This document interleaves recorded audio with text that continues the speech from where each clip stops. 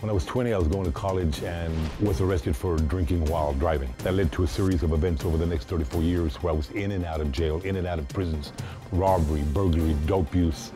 While in prison, I was forced to work as a clerk in the law library. I worked as a guy who washed pots for maybe 8 or 10 hours a day. Well, 13 years of the 27 years I was incarcerated was spent doing hard labor out in the fields. The times that I remember coming close to dying in prison was outside in the heat. Some of that was picking cotton. A lot of it was on my knees all day pulling weeds out of mud.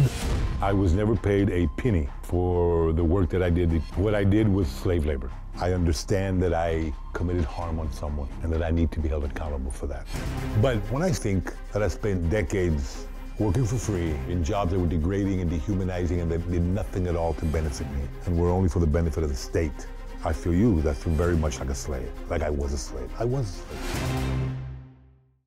Well, thank you for being here. Thank you for allowing me to be here. You said, I understand that I hurt some people, I broke laws, that Right. sort of thing. And then you said, but. Now, to me, but means forget everything I just said. I'm not going to tell you what I really think. So you said, I did some things wrong, but I want to connect those two things up. What do you think you should be doing in prison, if not working, if not doing the things that you were doing? What should you have been doing instead? That's a good question. I think that's a good point. As a social worker, I know the difference and know how to connect using the word and. I should have used the word and. I have no quarrel with work. We live in a country that tends to rely on that principle, right? That work creates discipline. I think that the concept here, and I think that what we're missing, is that the U.S. Constitution allows for slavery if you are incarcerated. 13th Amendment. Yes, yes. There is an exception in the 13th Amendment. That we all learned whatever Abraham Lincoln freed the slaves, except for if you've been duly convicted of a crime. So I think that, I guess, in my view, it depends on what you want from your institution, right? If what you want is someone who goes in there and someone who is told, given the wide range of jobs, right? It's not like they give me an application to fill out. They say, you're going to do this. And if I don't do it, they're going to strip my class, which I don't know. That means that I can't go to school, that I will be put in solitary, that I won't be allowed a visitation with my family, that I won't be allowed to go to recreation, that I won't be allowed commissary, and they will beat me up. I've been beat up and thrown in solitary for that. Right. Now, why were you in prison? Because of the first time for burglary and then for robbery the second 2 times. Okay, which is against the law. Totally, totally. So do you think when you break the law that you sacrifice certain rights Yes. and liberties? Yes.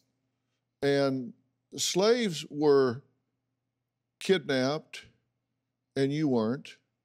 They were put in chains and you weren't. Yes, actually I was. They were, well, eventually, when you were captured, Right. They were brought to another country and sold on the open market, True. and you weren't. Yes. And never had a moment of freedom. True. And so comparing the fact that you were completely free, broke the law, victimized other people, and society decided it wasn't safe for you to be among other people because you were a repeat offender, Okay. put you away. Those aren't really comparable, are they? Okay, let me. Is it Yeah, no, that's a great point. semantics That's a with great you. point. And we've had discussion before with people. I think what you're describing is chattel slavery, right? And that I own you and I own your children and I own everything in perpetuity, right? And I have the right to do with you whatever that I want to do because you are, in fact, have been judged to be lesser than human by the courts, right? That's what this country said. That was chattel slavery. No, they don't have the right to take my daughter, bless her heart, and take her out and sell her tomorrow. No. Right. They don't have the right to take me out and sell me tomorrow. But while I was in prison... But those are big differences. Yeah, well, yes, but the thing is, what we talk about is while you are within those cages, and in the morning, run you outside to go to work, and the work is so difficult to such an extreme that people were cutting their Achilles tendons and I'd have to go out there.